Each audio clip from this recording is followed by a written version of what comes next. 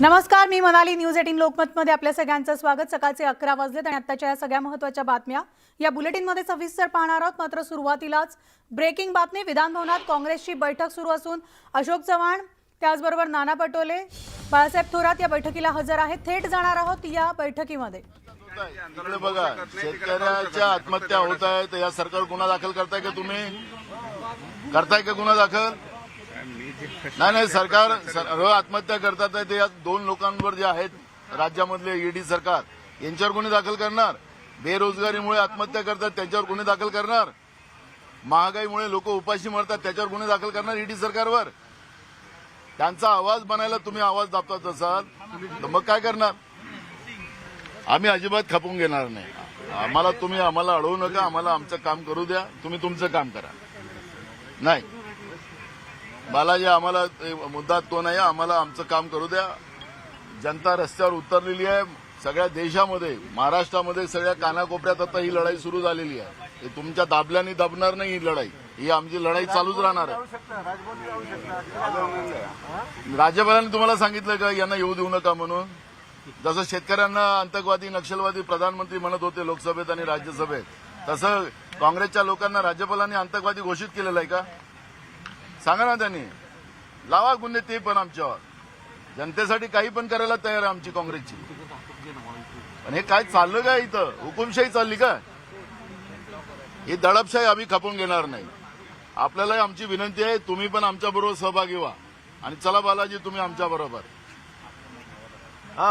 तुम्ही पण आक्रमक व्हा. संपलं हे सगळं. देशावर अतिक्रमण केलं चिन्ह. बँकेतले, रिझर्व्ह बँकेतले सगळे पैसे खाली करून घेतले. साध्या अतिवृष्टीचे पंचनामे नाही. पुन्हा जायचं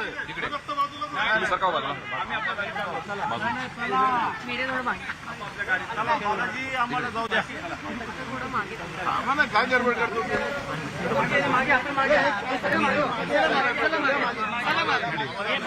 काँग्रेसचे जे नेते आहेत त्यांना इथे ताब्यात घेण्याचा प्रयत्न सुरू आहे. आपण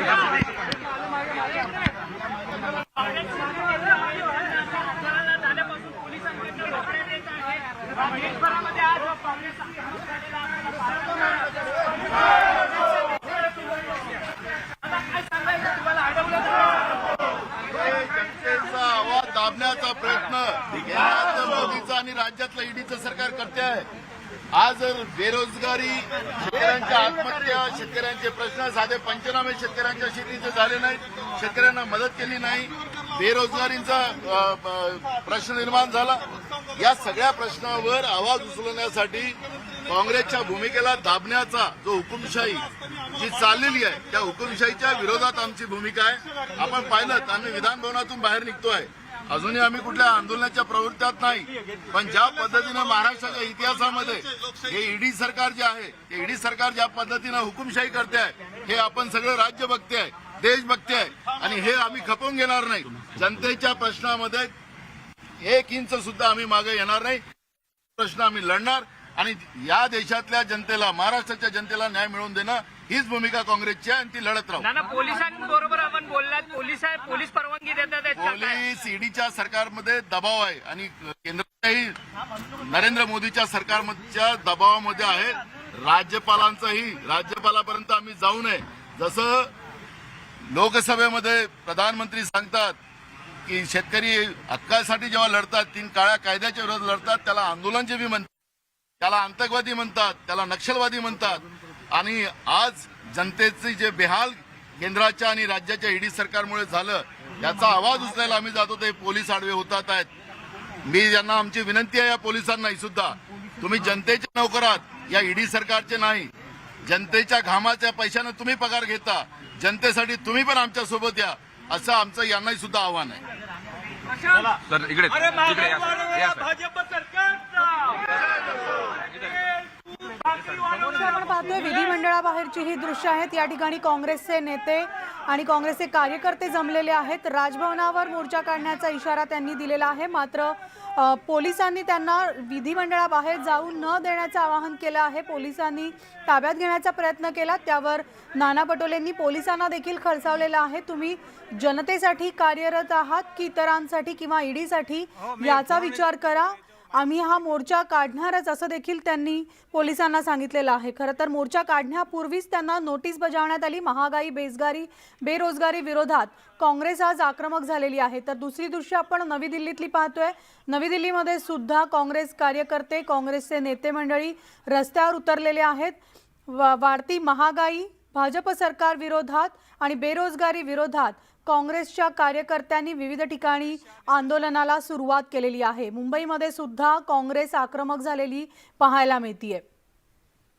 काँग्रेस पक्षाच्या नेत्यांना विधानभवनमधून अटक करण्याचं काम केलं जात आहे। पोलिसांची जी बंदोबस्त या ठिकाणी लागला आहे आणि खास करून काँग्रेसचे जे नेते आहेत या ठिकाणी पोलिसांचा विरोध करत आहेत। त्यांचं समज आहे की देशांमध्ये महागाई वाढली, ईडीची कारवाई होत आहे, शेतकरी हवालदिल झाला आहे, त्यांना मदत मिळावी अशा अनुषंगाने या ठिकाणी कारवाई केंद्र सरकारच्या विरोधात हा आंदोलन आहेत आणि त्या आंदोलनाच्या पार्श्वभूमीवर काँग्रेसचे नेतेही या ठिकाणी मोठ्या प्रमाणात आले आहेत आणि खास करून काँग्रेसचे जे नेते आहेत त्यांचं असं मत आहे की आम्ही सरकारच्या विरोधात आहे आणि ईडी सरकारच्या विरोधात आहे। नाना भाऊ, हे आंदोलन आहे, आंदोलनाला राजभवन येथे जायचं पण मात्र पोलिसांनी या ठिकाणी रोखण्याचा प्रयत्न करत आहे। आंदोलन का करू देत असं वाटतं? देशामध्ये आणीबाणी सुरू झालेली आहे। कालपर्यंत घोषित आणीबाणी होती, आता वस्तुस्थितीला आणीबाणी आलेली आहे असं आपल्याला चित्र पाहायला मिळत आहे। आम्ही राज्यामध्ये ज्या ओला दुष्काळ पडला, विदर्भ मराठवाड्याचा शेतकरी अडचणीत आलेला आहे, त्याला अजून मदत नाही। राज्यात ईडीचं सरकारची मनमानी चाललेली आहे। केंद्राच्या नरेंद्र मोदीच्या सरकारच्या दबावामध्ये राज्याचं सरकार काम करते आहे। एकीकडे जीएसटीच्या माध्यमातून गरिबाच्या तोंडातला घास हिसकलेला आहे, बेरोजगारी मोठ्या प्रमाणात राज्यात शेतकऱ्यांच्या आत्महत्या होत्या। हे सगळे मुद्दे आम्ही उचलून राज्यपाल महोदयांकडे जाणार आणि म्हणून आता आपण पाहतोय की या लोकशाही व्यवस्थेला संपवण्याचं जे हुकुमशाही प्रवृत्ती केंद्रामध्ये बसलेली आहे नरेंद्र मोदीच्या रूपानं, त्यांनी एक आणीबाणी या देशामध्ये इंग्रजासारखी आणून ठेवलेली आहे आणि त्याचा परिणाम आपण पाहतोय की विधानसभेतून आम्ही निघालो तर इथं आम्हाला अडवलं गेलेलं आहे। त्यामुळे आम्ही याचा निषेध करतो। पोलिसांना आपण विनंती केली आहे, पोलीस का नाही ऐकत? पोलिसांना सांगितलं या युद्धात तुम्ही पण सामील व्हा असं आम्ही त्यांना आवाहन केलं। आपण जनतेचा पैशाचा, घामाचा पैशाचा पगार घेताय, तुम्ही जनतेचे गुलाम आहात, ईडी सरकारचे नाही। राज्यामध्ये मंत्रिमंडळ विस्तार नाही, अनेक कामं रखडली आहेत, शेतकऱ्यांना मदत अजूनही वाऱ्यावर सोडलेलं आहे। राज्याच्या जनतेला केंद्राच्या भाजपच्या सरकारचं हे सगळं पाप आहे, महाराष्ट्रात उघड्यावर पडलेलं आहे। नेते जे आहेत ते आक्रमक आहे, पोलीस मात्र या ठिकाणी जाऊ न देण्याचा प्रयत्न करत आहे। आणखी काही नेते आहेत या ठिकाणी त्यांच्याशी बोलण्याचा प्रयत्न करू आहेत। काँग्रेसचे नेते मात्र या ठिकाणी आक्रमकतेने आंदोलन करण्याचा प्रयत्न करत आहे आणि त्या दृष्टिकोनातून या ठिकाणी आपण बघू शकता कशा प्रकारची जी काँग्रेस पक्षाची नीती आहे ती एकंदरीत सरकारच्या विरोधात आहे। आपल्या सोबत बातचीत करण्यासाठी आहे आणखी काही नेते। थोरात सर, हे आंदोलन आपण सुखरूपतेने करायला राजभवन येथे आपली मागणी आहे, परंतु मात्र पोलीस आणि सरकार का जाऊ देत नाही असं वाटतं आपल्याला? एकंदर सरकार घाबरलेलं आहे आंदोलनाला आणि खरं जनतेचे जे प्रश्न आहेत ते मांडण्याचा अधिकार लोकशाहीमध्ये आमचा आहे। राज्यघटनेनं तो अधिकार आम्हाला दिलेला आहे। स्वातंत्र्यपूर्व काळामध्ये सुद्धा आंदोलनं होत होती, आता हे स्वातंत्र्य म्हणायचं का काय? हे पूर्णपणे गळचिपी आपल्या लोकशाहीची, राज्यघटनेची गळचिपी चाललेली आहे। आंदोलन करणार, जनतेच्या न्याय प्रश्नाकरता आंदोलनाचा हक्क आमचा आहे, आम्ही आंदोलन करणार। ईडीची कारवाई करून अशा प्रकारचे आंदोलन दाबण्याचाही प्रयत्न केला। सर्व वातावरण दडपशाहीचं आहे, आवाज दाबण्याचा आहे। जनतेचा आवाज आम्ही रोखू देणार नाही, जनतेचा आवाज आम्ही उठवणार। आपल्यासोबत नशीम खानजी बातचीत करण्यासाठी आहे। खान साहेब, मला एक सांगा की ज्याप्रमाणे ही कारवाई केली जात आहे, राहुल गांधी तर आपल्यासोबत आहेत भाजपचे नेते सुधीर मुनगंटीवारजी। सुधीर मुनगंटीवारजी, आपण पाहतोय देशामध्ये विविध ठिकाणी, विशेषतः नवी दिल्लीमध्ये आणि मुंबईमध्ये काँग्रेस आज रस्त्यावर उतरलेली आहे। महागाई विरोधात, बेरोजगारी विरोधात आक्रमक झालेली आहे। मोदी सरकार, केंद्र सरकार आमचा आवाज, जनतेचा आवाज दाबत असल्याचा आरोप सुद्धा ते करतायत। ज्यांनी आणीबाणी लावली, स्वतःच्या खुर्चीसाठी संविधानाला जेलमध्ये टाकण्याचं पाप केलं आणि 19 महिने निरपराध लोकांना जेलमध्ये टाकायचं. 1984 मध्ये सरसकट शिखांची हत्या करत देशामध्ये लोकशाही की हुकुमशाही असं वातावरण निर्माण केलं. हिटलरशाहीनी जे वागलेत, ज्यांनी आयुष्यभर या देशामध्ये परिवारवाद आणि वंशवादाचं राजकारण केलं, हे अतिशय आश्चर्यजनक आहे की त्यांना आता बेरोजगारी दिसते. त्यांना कदाचित माहित नसेल की राज्यामध्ये 2.5 वर्ष सरकार असताना राज्यामध्ये बेरोजगारांचे प्रश्न तर त्यांनी सोडवलेच नाही, नोकर भरती तर केलीच नाही, पण स्वतःच्या शपथनाम्यामध्ये बेरोजगारांना आम्ही या योजनांचा फायदा देऊ असं सांगितल्यावर ते सरसकट विसरून गेले. आपण जर काँग्रेसकडे बघितलं तर त्या काँग्रेसचं नेतृत्व कोण करताय? अरे, ज्यांनी पक्षाचा आदेशाचं पालन केलं नाही असे कार्यकर्ते या काँग्रेसमध्ये आहे. 29 मतं अनुसूचित जातीचे नेते चंद्रकांत हांडोळेंना देण्याचं ठरल्यानंतर पक्षांतर्गत बैमानी करत ती मतं दुसरीकडे डायव्हर्ट करणाऱ्या नेत्यांचे चेहरे इथं दिसत आहेत. ज्या नेत्यांनी आज भारतीय जनता पार्टीमध्ये प्रवेश केला काँग्रेस सोडून आणि भारतीय जनता पार्टीमध्ये असताना काँग्रेसला इतक्या शिव्या दिल्या, सोनिया गांधींबद्दल अपशब्द, राहुल गांधींबद्दल अपशब्द, ते आता तिथं हातात झेंडा घेऊन भाजपचा विरोध करायला निघाले आहे. जनता ये सब जानती है. मात्र मुनगंटीवारजी, आता हेच सगळे कार्यकर्ते नेते आज एकत्र उतरले आहेत, एकत्र ते आलेले आहेत आणि काँग्रेस एकत्र येऊन आज भाजप विरोधात, केंद्र सरकार विरोधात घोषणाबाजी करताना दिसतीये. गेल्या काही दिवसांमध्ये इंधनाचे दर सुद्धा वाढलेले आहेत. आजचीच बातमी म्हणजे एकतर रिझर्व्ह बँकेकडून रेपो रेट वाढवण्यात आलेला आहे. याचा फटका सर्वसामान्यांना बसणार आहे. चे दर तर 2010 आणि 2013 मध्ये हे मनमोहन सिंग सरकार असताना आपण त्या संदर्भात जे नियंत्रण होतं सरकारचं ते काढलं. राज्य सरकारला जबाबदारी आम्ही सांगत होतो की तुम्ही पैसे कमी करा. भारतीय जनता पार्टी आणि शिवसेनेचं सरकार आल्यानंतर 5 रुपये पेट्रोल आणि 3 रुपये डिझेल 6,000 कोटी रुपयाची आम्ही सूट दिली. म्हणजे आम्ही मनापासून जनतेची सेवा करण्याचा प्रयत्न करतोय. यांनी गेले 2 वर्ष यांचा एकच डायलॉग होता, महाराष्ट्राच्या प्रगतीसाठी नव्हे. कधी दुष्काळाचे दौरे यांनी केले नाही. दुष्काळात यांनी जे GR काढले किंवा शेतकरी अडचणीत असताना यांनी जे GR काढले याचा एकदा अभ्यासपूर्ण तुम्ही विवेचन करा, म्हणजे तुमच्या लक्षात येईल काय पद्धतीने हे मदत करायचे. येता जाता केंद्र सरकारला दोष द्यायचा एक कलमी कार्यक्रम होता.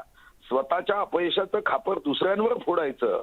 स्वतः नापास झाले तर पास झालेला विद्यार्थी जास्त अभ्यास करतो म्हणून आम्ही नापास झालो असं सांगायचं, ही यांची कृती आहे. आणि म्हणूनच उत्तर प्रदेशमध्ये हे संपले, बिहारमध्ये संपले, अनेक राज्यामध्ये हे संपत आले. अमेठीमध्ये यांना इतके वर्ष सत्ता असतानाही पराभूत व्हावं लागलं. ते अटलजींचं उदाहरण देतात. अटलजींची सत्ता नव्हती कधी, तेव्हा ते पराभूत झाले. ते अटलजींचं उदाहरण देऊन आपलं अपयश लपवण्याचा प्रयत्न करतात. तुम्ही तर सत्तेत होते. उत्तर प्रदेशने इतके वर्ष तुमच्याच कुटुंबातल्या सदस्यांना पंतप्रधानपदी आरूढ केलं, तरी अमेठीमधून तुम्ही हारता आणि केरळच्या वायनाडमध्ये तुम्हाला जावं लागतं. हे सर्व विषय जे आहेत, या विषयाच्या संदर्भामध्ये काँग्रेसने जी प्रतिष्ठा गमावली आहे, पत काँग्रेसची जी संपली आहे, काँग्रेसची दुकानदारी बंद होण्याची भीती निर्माण झाली आणि त्यातून मग बेछूट आरोप करायचे. झेंड्यांच्या संदर्भात जेव्हा हर घर तिरंगा हर मन तिरंगाचं आंदोलन केलं त्याच्यावरही टीका करायची. अरे, टीका करण्याच्या ऐवजी तुम्ही पर्यायी पक्ष होण्याचा प्रयत्न करा. अमृत महोत्सवी वर्षात विषारी विचार हे लोकांपर्यंत पोहोचवण्याच्या ऐवजी अमृत महोत्सवी वर्षामध्ये अमृताचा छिडकाव आपल्याला राजकीय क्षेत्रात कसा करता येईल याचा प्रयत्न करावा अशी अपेक्षा आहे. तुम्ही आमच्यासाठी झेंड्याला का विरोध करता? थोरातांनी काही वेळापूर्वी न्यूज 18 लोकमतशी बोलताना म्हटलेलं आहे की भाजपकडून हुकुमशाही सुरू आहे. ज्या ठिकाणी पूरग्रस्त भाग आहे त्या ठिकाणी शेतकऱ्यांना अजूनही आर्थिक मदत मिळालेली नाही. महागाई वाढत चाललेली आहे. त्यामुळे या हुकुमशाही विरोधात आम्ही लढत राहू आणि आमचा आवाज जरी दाबण्यात आला तरी आम्ही कोणाचं ऐकणार नाही. पोलिसांना सुद्धा सरकार किंवा भाजप केंद्र कंट्रोल करतंय. पोलीस हे जनतेसाठी नाही तर ईडी साठी आहेत असा देखील त्यांनी आरोप केलाय. नाही, त्यांना आता आरोप करण्याशी शिवाय आता काही उरलेलं नाही, कारण महाराष्ट्रामध्ये ते 25 वर्ष सत्तेत राहू असा अहंकार होता. खासदार नवनीत राणांना त्यांनी हनुमान चालीसा पठण करणार नाही असं सांगितल्यावर मातोश्रीकडे येता का तुम्ही, मुख्यमंत्र्यांच्या निवासासमोर जाता का, असे प्रश्न विचारून अटक केली. 14 दिवस जेलमध्ये टाकले. हे नशीबवान आहे की आमचं सरकार हे संवेदनशील आहे. हे राज्यपालांच्या घरी जातो म्हटल्यानंतरही यांना कुठेही अटक करत नाही. तेव्हा तर नवनीत राणांना खासदार आहेत, हे काही मागच्या दरवाजेची एंट्री नाही, जनतेतून निवडून आले, त्यांचं कौतुक केलं पाहिजे आणि तुम्ही त्यांना अटक करता.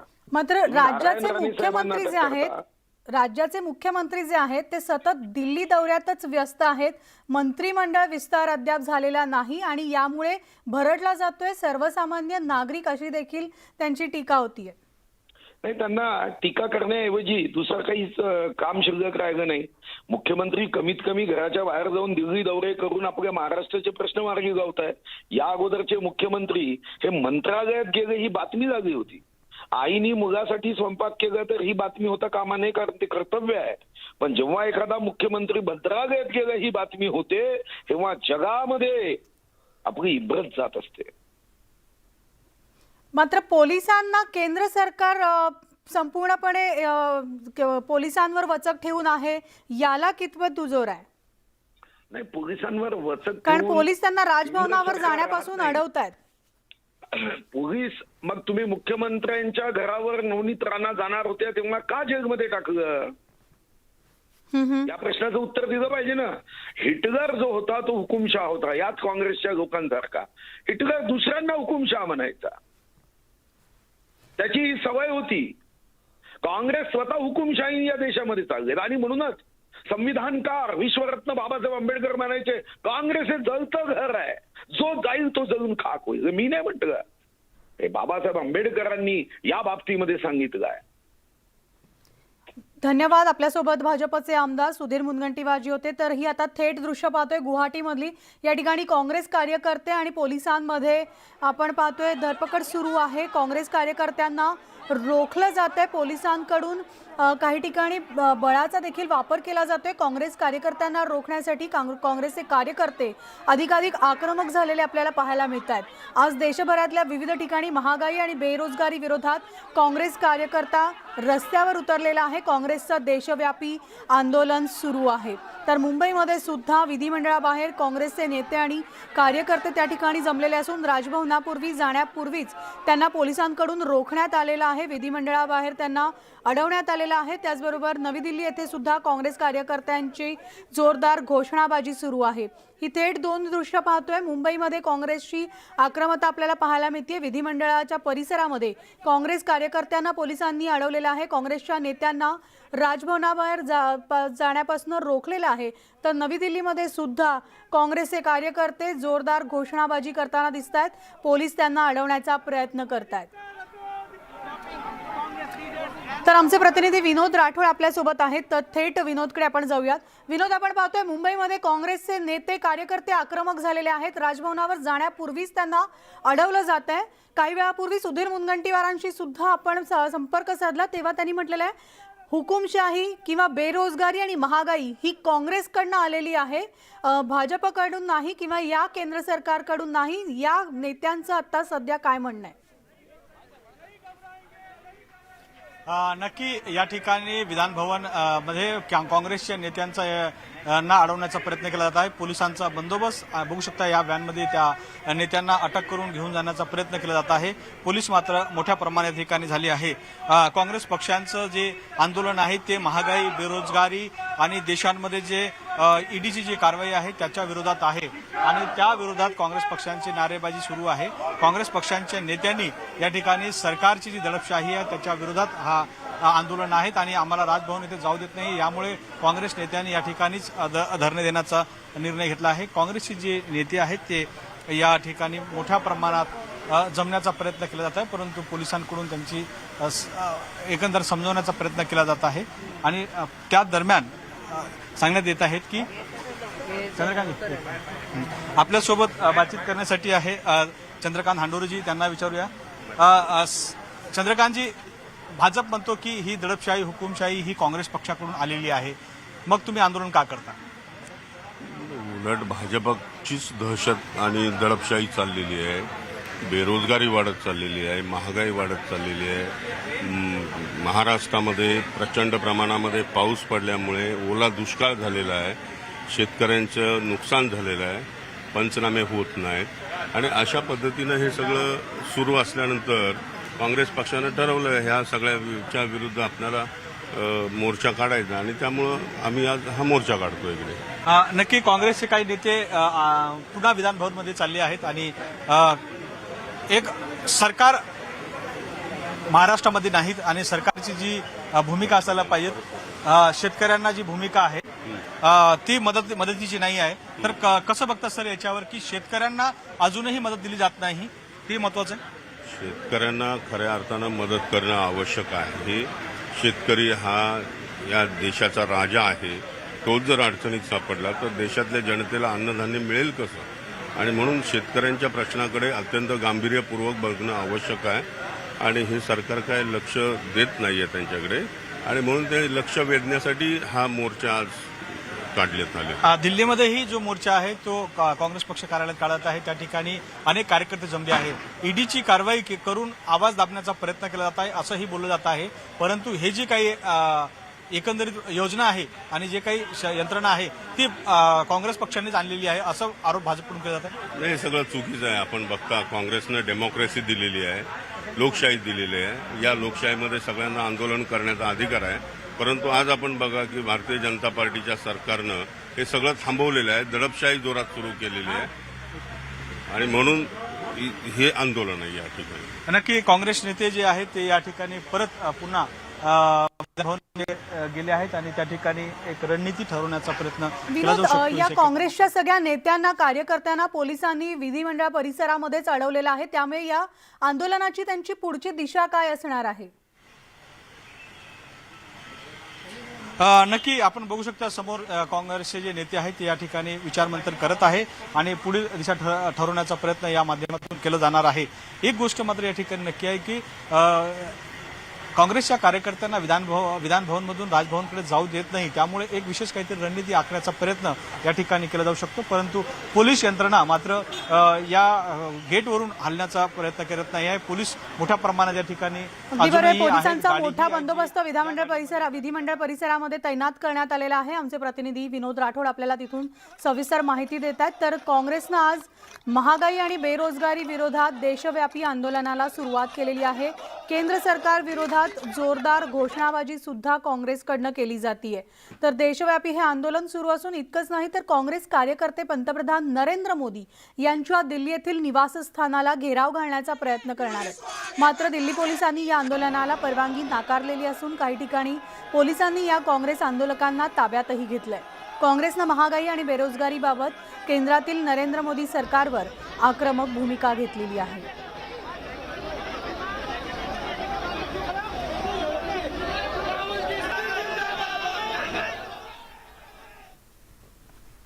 आप किसी भी कस्बे में चले जाइए, किसी भी गांव में चले जाइए, किसी भी शहर में चले जाइए, पूछिए महंगाई की क्या हालत है, आपको बताएंगे कि सबसे ज्यादा आज महंगाई है. तो देखिए रियलिटी एक है और परसेप्शन एक बनाया जाता है. ठीक है, कहते हैं स्टार्टअप इंडिया. ठीक है, पूरा ट्रांसफॉर्मेशन कर दिया. आप मुझे दिखाओ स्टार्टअप इंडिया है कहां? बेरोजगारी बढ़ती जा रही है, हिंदुस्तान की सरकार कहती है सच्चाई नहीं है. महंगाई बढ़ती जा रही है, हिंदुस्तान की सरकार, उनकी जो फाइनेंस मिनिस्टर हैं कहते हैं नहीं. जो इस देश ने 70 साल में बनाया उसको 8 साल में खत्म कर दिया गया. आज हिंदुस्तान में लोकतंत्र नहीं है. आज हिंदुस्तान में 4 लोगों की डिक्टेटरशिप है. तर आपण पाहिलं देशातल्या विविध ठिकाणी आज काँग्रेस आक्रमक झालेली पाहायला मिळते। पुणे शहर काँग्रेसनं आज महागाई विरोधात आंदोलन केलंय। केंद्र सरकारनं जीवनावश्यक वस्तूवर लावलेल्या जीएसटी आणि दरवाढी विरोधात सीएनजी दरवाढी विरोधात महागाईच्या विरोधात सातारा रस्त्यावरच्या सिटी प्राईड समोर जोरदार आंदोलन केलं। आता फक्त जीएसटी लावायचा राहिला असून सर्वसामान्यांनी जगायचं कसं असा प्रश्न हे आंदोलनकर्ते विचारतात।